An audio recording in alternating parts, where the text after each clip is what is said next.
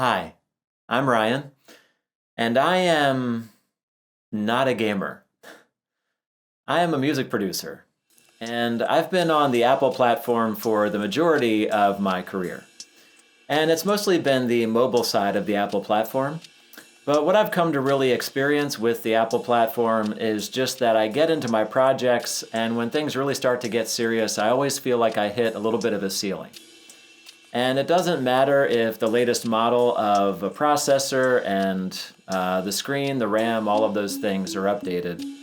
Because the software vendors and developers, they all continue to update things too. And so I've decided to really make a good go at switching over to Windows and finding a good platform that can suit my needs. And I settled on the Alienware Area-51m R2. And so in this video, I'm going to go through my configuration of the laptop, and then I'm going to go through my installation and my setup, and then I'm going to share with you the first project that I did using this platform and how excited I am to move forward with it. So we thank the creator for our time today, and let's get started.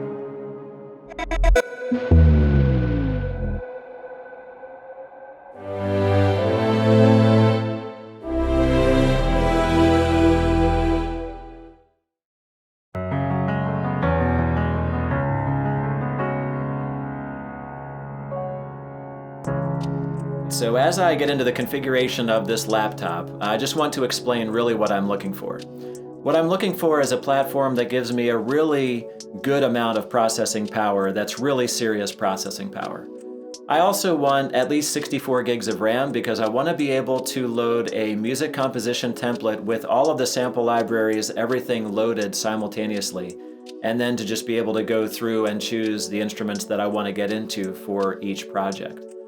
I also want a platform that supports multiple storage options. So I want to have a dedicated project drive and a dedicated sample drive to host all of the sample libraries.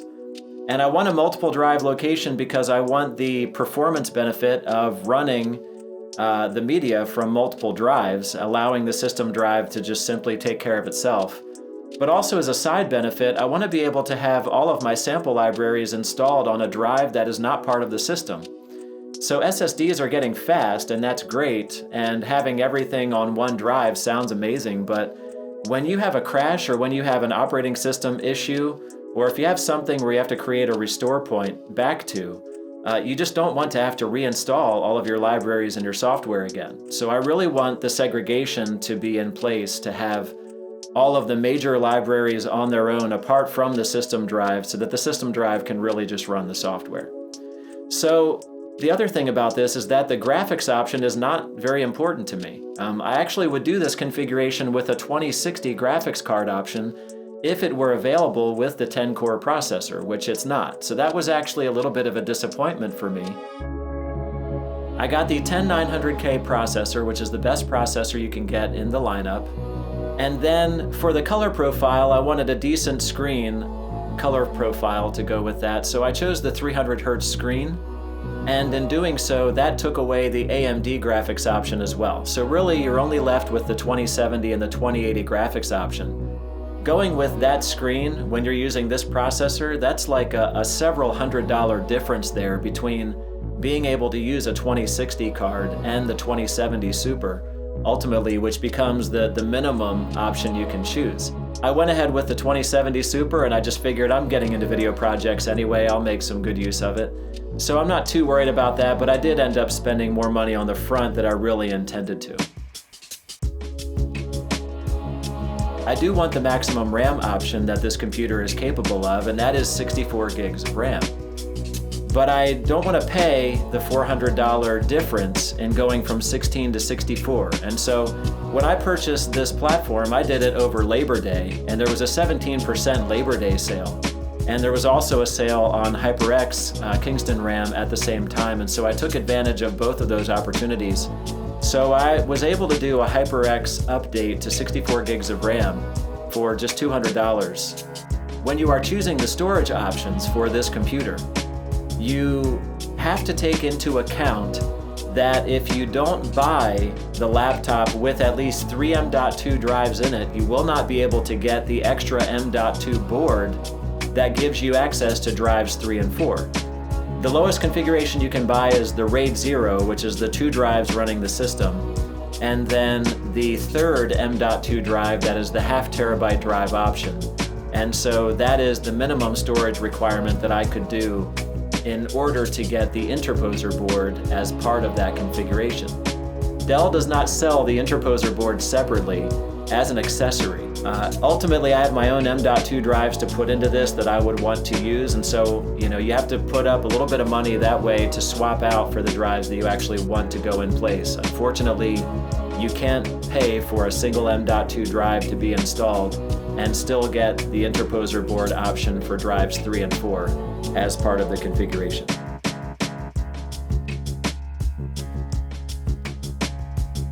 So ultimately, my complete configuration was the 10-core processor, 64 gigs of HyperX RAM, the 300 hertz screen, and a RAID 0 system drive, which I'm keeping for the time being. And then I also installed the Samsung Evo Plus 1 terabyte drive to use as my work drive, and I installed the Western Digital Black 750 2 terabyte M.2 for my sample libraries. I ended up getting a package of 2 copper heat sinks with thermal pads to put on M.2 drives, and they actually tested better than the Dell built-in heat sinks on the M.2 drives anyway, so I just went with those 2 and just moved forward.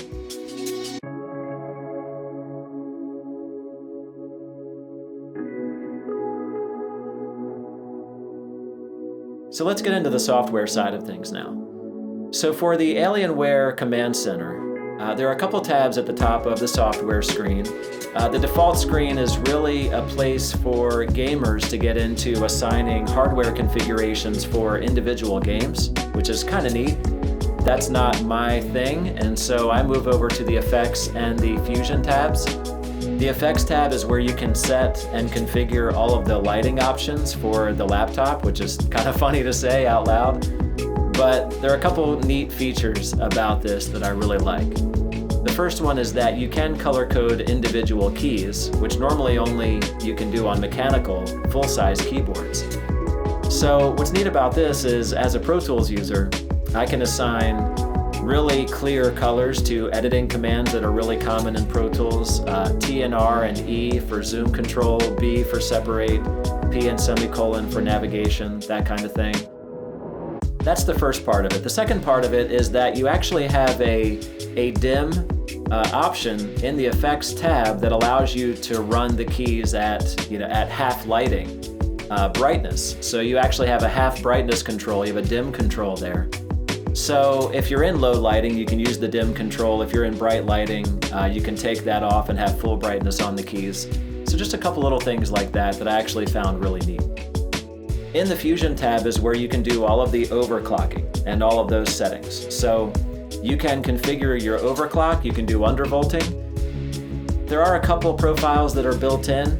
I settled on one of my own, which is simply just going up to a 5 gigahertz overclock on the processor and doing a slight undervolt on it, and then you can save your own presets. And so I have a 5 gigahertz with an undervolt setting that my configuration defaults to all of the time. So there are some neat profile options that are built in there.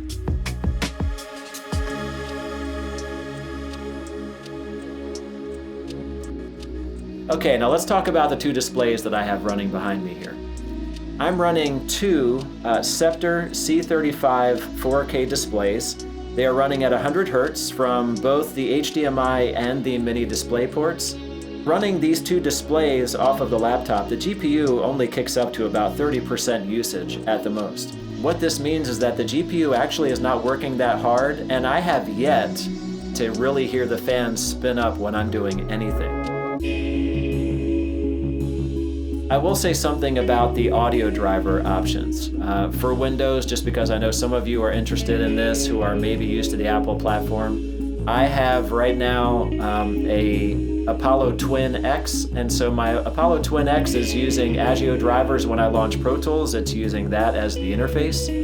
If I'm running the Windows system off of that, it's just using Windows Media drivers to run through that interface as well, and everything works fine. I also have the Realtek driver active in case I take the laptop out and I'm watching a movie or doing whatever.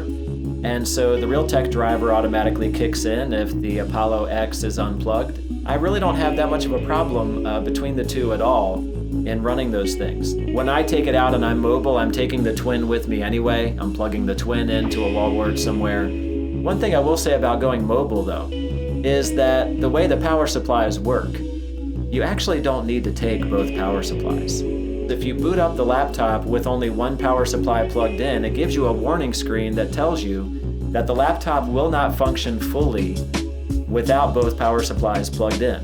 But the fact is, if you boot it up under battery power only, and then just plug in a power supply after the launch is done, I can travel with the laptop with only the 180 watt power supply, and it works perfectly fine. And that was probably the nicest surprise that I had running this system. If you're not running really graphics intensive applications on the fly when you're mobile, then you really don't need to take both power supplies with you, at least not in my experience as I've been testing. So let me get into a couple software issues that I have had with Windows after doing all of the installs. Nothing major, just want to give you a little bit of a rundown here. So with Pro Tools, during playback, when you press stop, there is an audible pop in the program when you stop that is as loud as the waveform level is when you press stop. So it's like Pro Tools is not programmed with a natural auto fade when you press stop like you get used to on other platforms.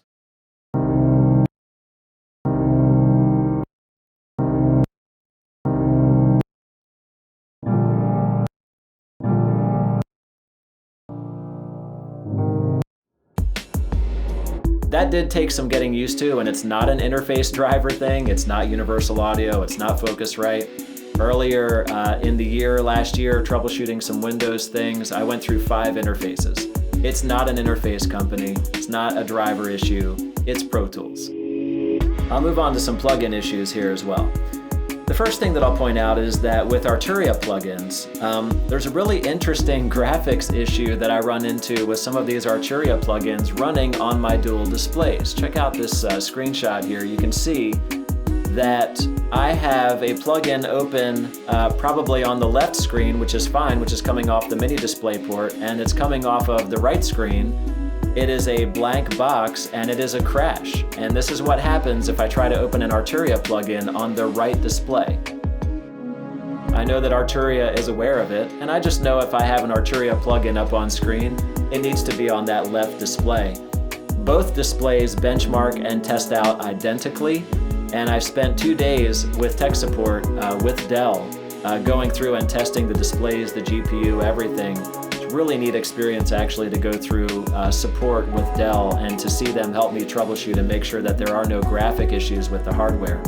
Arturia support, by the way, is excellent, very communicative. I couldn't be happier with them. And when I'm running things on the laptop by itself, everything is fine. The integrated graphics are fine, plugins are fine, so I really don't have that many complaints about it. My go-to EQ plugin for a couple of years now has been the McDSP AE600. And that plugin on this Windows build, when I pull the plugin up, I click on the first parameter and it takes 2 seconds for the parameter to respond, whatever that parameter is, and then the plugin is active. So after a month or so of really trying to get used to that, I just couldn't take it anymore. I let McDSP know. I have since gone to a Melda EQ because I want a dynamic EQ that gives me discrete attack and release controls, and a lot of them do not do that, including FabFilter. Melda does have an option with their plugins to take full support of the GPU for graphics, for things like the frequency analyzer and other plugins. For whatever reason, that does not work on this configuration. Melda seems to believe that it is an NVIDIA driver issue for this kind of platform. I'm not utilizing GPU processing for the Melda plugins, even though that's an option built into their software there. No real loss there because the integrated graphics, again, just to run the plugin windows are fine, and I don't really have too many complaints there. I will say a couple things about Native Instruments Contact. Contact on Windows in Pro Tools is a little bit strange in the way that it affects my ability to save efficiently. So the more sample libraries I load into this session, the longer the session does take to save. It is not a performance problem though, but what it means is when I'm running Pro Tools, I can't enable autosave features in the preferences. So I have to turn autosave off. That's really uncomfortable to do, but the irony is I haven't had any crashes. I do have sample libraries from Sonokinetic for the winds, and for whatever reason, trying to do the woodwind library, when I make an adjustment to the valve noise in the library, that crashes the system, and I cannot use Sonokinetic woodwind libraries in Kontakt, in Pro Tools, on Windows. And according to Sonokinetic, they have not tested this with Pro Tools, and I just downloaded a Spitfire library instead, and I'm ready to head that direction with the woodwind stuff for the time being. So I moved on in a different direction there. So let's get to the good stuff. The composition that I'm running for my first project here is taking 37 gigs of RAM. At the close of this project, I'm running a stable session comprised of 79 instruments, including battery, SSD5, signal from output, Kontakt factory instruments, Arturia synths, including DX7 and CS80, Omnisphere, Reactor, Shreddage, and Mega Brass libraries from Impact Soundworks, Concert D and solo strings from Embertone, Massive, Falcon, Diamond Symphonic, and concert strings from Kirk Hunter, cage and rhythmic libraries from 8Dio, Hybrid and Vacuum Pro, and the Riser from Air Music Tech. Simultaneously, I'm running over 170 effects plugins from Air, Avid, Soundtoys, Eventide, Native Instruments, Kush Audio, Mic DSP, FabFilter, Melda, Isotope, and a few others. Here's the thing about the CPU load when I'm running this session. The CPU load very rarely ever goes above 40% with a 1024 playback buffer. When I change the playback buffer from 1024 to 256, the session still runs through all the way through perfectly fine.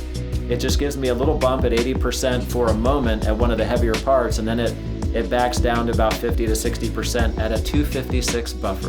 That's crazy. The other thing that I did is I set Kontakt to run with 4 cores on the engine, and that seemed to actually balance out the system usage really well.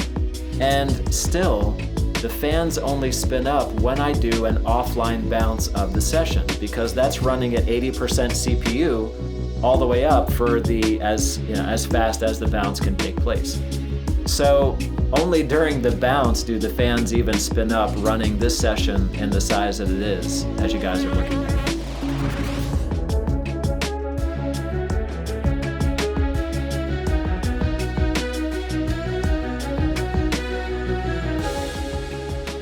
Overall, I'm in a really good place with the Windows operating system. I feel really comfortable now. I think for a couple months there it was a little tricky because I was trying to create a project and see how far I could take things. But guys, I had 100 tracks in this session, and then I was trying to think about other things I could add, and I started just adding in more instruments just to see what it could take. Being able to do grain table synthesis on multiple tracks is something that I really struggled to do prior to now. The ceiling, I haven't found it yet. And that's just a remarkable thing to be able to say out loud. So I'm in a really good place with my creativity and what my brain is starting to do, knowing that I can just try things, not have to worry about where I'm gonna hit a wall. I really look forward to getting into this a little bit more and seeing what else I'm inspired with that comes to mind. So thank you guys for your time. You can support me by just checking out the project that I released. Once again, it's called Alien Walk by Ryan Summers. You've been listening to layers of this music as you've been watching this video today. So check that out on any major streaming service. And I'm gonna put a thumbnail in here of the music of the song playing back and a screen capture of the laptop scrolling through the session so you guys can see the parts. I'll throw that up here in another YouTube video as well. So thank you for your time. God bless. Go make some.